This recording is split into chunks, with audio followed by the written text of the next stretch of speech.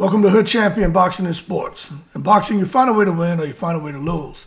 Jai Opetaia and David Benavidez. I'm going to keep doing videos on these guys because now it's captured my imagination because I just think the fight's going to happen. Not anytime soon. When I mean soon, like next 6 months. I think in a year's time, it's going to reach a point to where it's going to have to happen. Like the demand for this fight, it's already there. It is there, I'm telling you. Fight has to happen, but I'm telling you, it's become one of the most talked about fights. And for some people, it's a fantasy fight because it's just really captured the imagination when it comes to boxing. And the fans from Australia and Samoa, they're making one thing very, very clear. They fully respect David Benavidez as an elite fighter. That's one thing about the Aussies, the Samoans. They are very fair. They say, David's the truth. But they do not believe he defeats Jai Opetaia. So with me, I try to explore the Australian fighting pride, the Samoan warrior culture, why Jai Opetaia means so much to both communities, why many believe Jai's size, power, and discipline are way too much for Benavidez, and why fans think this may take, maybe a year or so to get both of them in the ring. Remember, you still got the Zuffa Boxing and the political bullshit, right? But really, how Zuffa Boxing could keep Jai busy, they got to keep him fighting, right? So the name like Edgar Berlanga, they could feed Edgar Berlanga to Jai Opetaia while he waits for David Benavidez, but I just don't think that's the fight Jai wants. But Edgar Berlanga is really, over there in Zuffa, they have 8 weight divisions. 175 is the division Berlanga is supposed to be in, but he's fighting at 168. I don't know why they gave him this special accommodation to fight at 168 against Hot Rod, but the reality is Berlanga should be at 175, and who knows? They may say, hey, you and Jai Opetaia fight, and we'll pay you some big money. You fight him at cruiserweight. And you can see that can be something that happens. I would hope not for Edgar Berlanga. But it's not any disrespect towards Benavidez. But the bottom line is, this is the belief in a man many Australians and Samoans view as a warrior carrying their pride into battle. And that just is what it is. Now, as far as Australians and Samoans, they respect David Benavidez. They know a true fighter, a true warrior, a true boxer when they see one. They do. I think that's one thing many boxing fans misunderstand. Supporting Jai Opetaia does not mean disrespecting David Benavidez. Most Australians, most Samoans, they fully acknowledge David as elite. He's skilled. They'll tell you he's dangerous. He's relentless. He's technically gifted. He's mentally strong. But they understand David Benavidez is not some average fighter. They view him as one of boxing's true pressure fighters and one of the sport's biggest names. But they simply can't bet against Jai Opetaia. You know what I'm saying? The belief from many Australians and Samoans is David is great, but Jai is their warrior. And Jai is greater. Jai is bigger. Jai is more powerful. Jai has been in more difficult fights. Jai has proven himself. But in addition to all that, there's an emotional connection, and that they cannot detach themselves from that belief and from Jai Opetaia. You see, to them, Jai is not just another boxer. Jai is a guy who wants to fight. Jai don't have time to hear about the wrong side of the street shit. Jai Opetaia wants to fight. He represents that Australian and Samoan toughness, sacrifice, pride, resilience, discipline, warrior mentality. And I'm going to tell you this, and the reason I talk about it, I call him the Samoan because, it's born in Australia. I think his mother's Australian, dad's Samoan. But, you got to capture the two because that's what he is. But he has the blood of both running through him. So he qualifies for both, and that's why he's embraced by both cultures. And that's how it should be. I know how it is to have parents from 2 different countries and grow up. I'm embraced by both. I grew up with the culture. And Jai definitely is very proud of everything about his heritage, especially the Samoan heritage. And them Samoans, I'm telling you, I remember growing up, all my homeboys, all named Junior. Junior Talapu, what's his name? Plaie, all them guys, man. the Sulu, my boy Nicolau. There's a bunch of us, man, you grew up together. And I'll tell you one thing, Samoans stick together, I'll tell you that, man. But you got to understand also with the Australian fighting culture. Australian combat sports culture has always been admired. Grit, durability, fearlessness, humility, physical toughness. Australians love fighters who walk calmly into danger. That's Jai Opetaia. He like, okay, there's danger over there, good. He going towards it calmly because he knows what he brings to the table. And many Australians believe that Jai does exactly that. You see that Maurice Breedis fight? They asked Maurice Breedis, because he fought Usyk as a cruiserweight. And Usyk barely got the nod, right? But they asked him, because he fought Jai Opetaia, he broke Jai's jaw. Third round, from the third to the 12th round, Jai fought with a broken jaw. But they asked him, and trust me, Maurice Breedis would destroy David Benavidez. It's my opinion. And I'm telling you, David Benavidez is the truth. I just don't think he messes with that guy. But they asked him, who do you think was the tougher fight, Usyk or Opetaia? Surprisingly, what do you think he said? I'll put it this way, he didn't say Usyk. But that fight changed everything for Jai Opetaia. He became legendary after defeating Maurice Breedis, who, while reportedly fighting with, like I said, the jaw was broken, fracture on the left and right side. He couldn't even close his mouth. I don't see how he fought that damn fight with that jaw like that. But that shit became symbolic because fans saw a man refusing to surrender even when badly hurt. 99% of people would have quit. I'm just telling you. And they would have had every right to quit. But the Australians love that kind of mentality. They love it, they love it, they love it. That's why they get behind him the way they do. Now, the Samoan warrior culture, man, Jai's Samoan heritage adds another emotional layer to his support base. Samoan culture, deep values, man. The warrior spirit, family pride, very religious people, very resilient people, physical courage, representing their people with honor. You know what I'm saying? I know this because I grew up in a very diverse community, and like my family from the Caribbean, those guys, Pacific Islanders, it's a very diverse group. We're family from all over the place. But that's one thing that I remember, man. It's just the physical courage, resilience, the family pride, warrior spirit, very religious as well, and representing their people with honor. So Samoans ride hard for Jai Opetaia because many Samoan supporters see Jai as a disciplined warrior carrying cultural pride onto the world stage. And they love that. They respect that.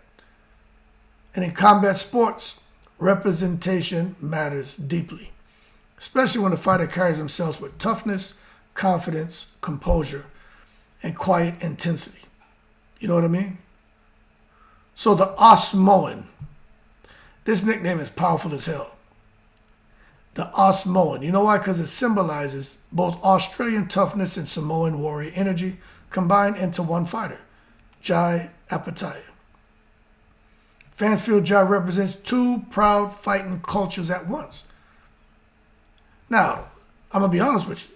You want to know why they believe Jai stops Benavidez? Well, look, this is where opinions become intense. Because the Benavidez contingent, they ain't going to want to hear this shit. But remember, Benavidez is the truth.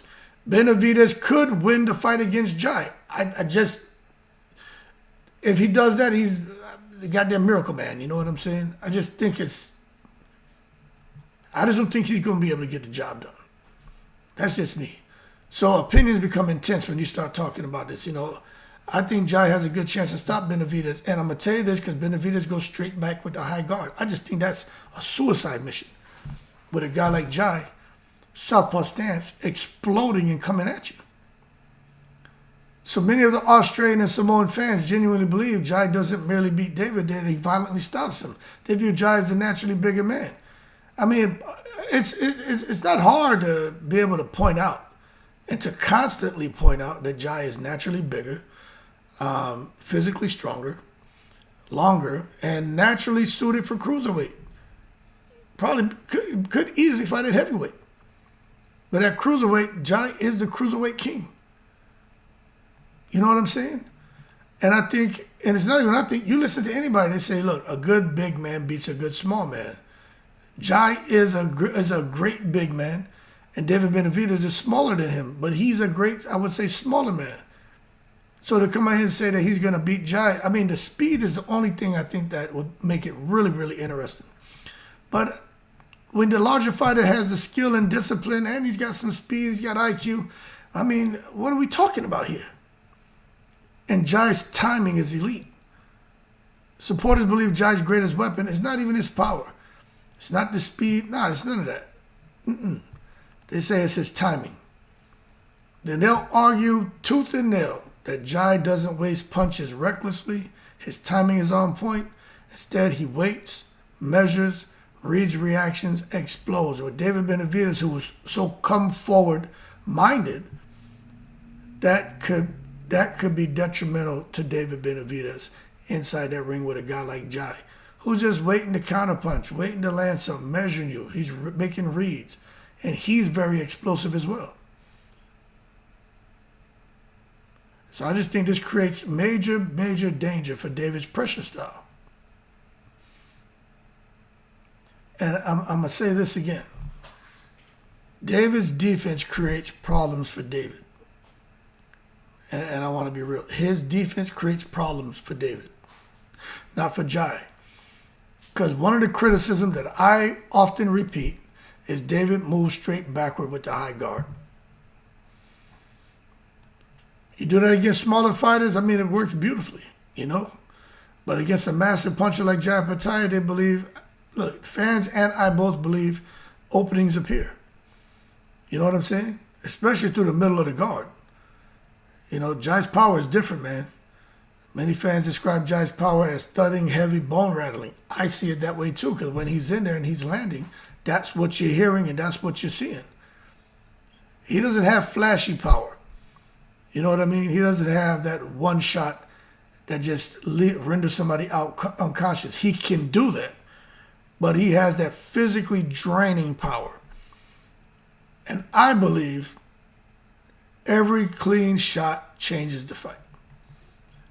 And I think that the Australians and Samoans, they're ready for a super fight.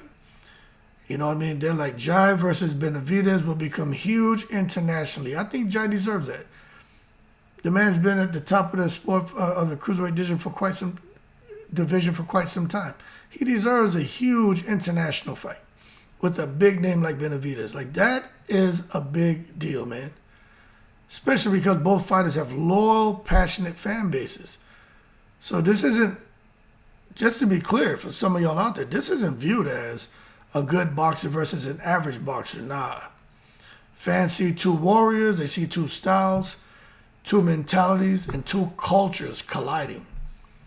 And that's how you know you get something good. Just like Puerto Rico against Mexico.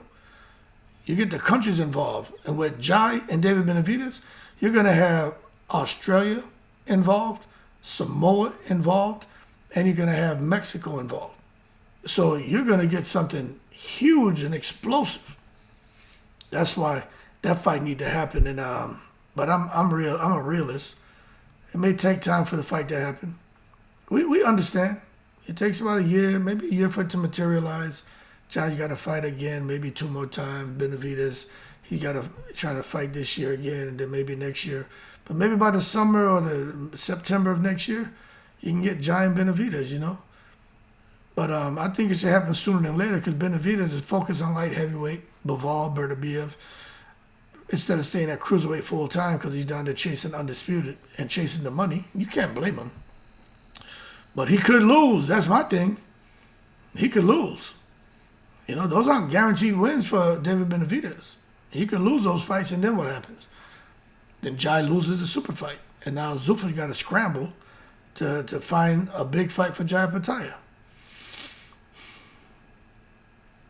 Boxing, politics, networks, timing, and weight divisions complicate everything. And then if you have the guy lose, that just makes it even worse. Just further exacerbates things, you know what I mean? So Zuffa Boxing, they got to keep Jai busy. They got to keep him active against notable names. They got to do it. I don't know how they're going to do it, but he signed with Zuffa, and his goal has always been becoming undisputed at cruiserweight. They got to make it happen, you know? But I just think to keep him busy, I have a feeling they're going to feed Edgar Berlanga to him. I think the fight would last one round. I think it'd be violent, explosive. Berlanga would make some good money, but he would get hurt. He would get knocked out. Berlanga's aggressive. Berlanga's confident. Berlanga's willing to exchange. He believes he can win that fight. And he would come in there and he would realize with the quickness that Jai Opetaia is not in there looking to tickle and coochie coo him. He's not in there looking to chicken peck him. He's looking to break bones and shit. So, good luck to Berlanga, boy. He better be careful since signing with Zuffa that they don't feed him to that goddamn Samoan monster, Jai Opetaia, because that could be all bad. But fans also believe Jai's size and precision would create major problems for anybody, not just Edgar, but for Edgar for sure is all bad. I'm just trying to envision that shit. But anyway, Australians and Samoans are not dismissing David Benavidez, man. They're not. Nobody is. But sometimes people only hear what they want. It's just, I believe Jai Opetaia is something special. His fans believe that he's something special. And when I listen to him talk and I look at the comments, I can tell that to them he represents pride. He represents toughness. He represents sacrifice. The warrior mentality, warrior culture, championship mentality. And that's why they're so passionate about the Samoan. And while they respect David deeply, they believe the Samoan finishes the job violently. And I think I'll leave it as that. But I'm just telling you, boy, they need to figure this out, because I hope they make this fight before anyone loses. But I think David Benavidez has more of a chance to lose before Jai Opetaia. But I just hope Zuffa can keep him busy with big fights, big names. Edgar Berlanga has something to do, but that's not what Jai wants. Jai wants real big threats. Shit, he may go up to heavyweight to take a fight just to stay active and not necessarily pick low-hanging fruit like Edgar Berlanga. You just don't know what he's going to do. But the good thing is he has options. But the fight that he wants is David Benavidez. But Jai will fight anybody. He don't give a shit.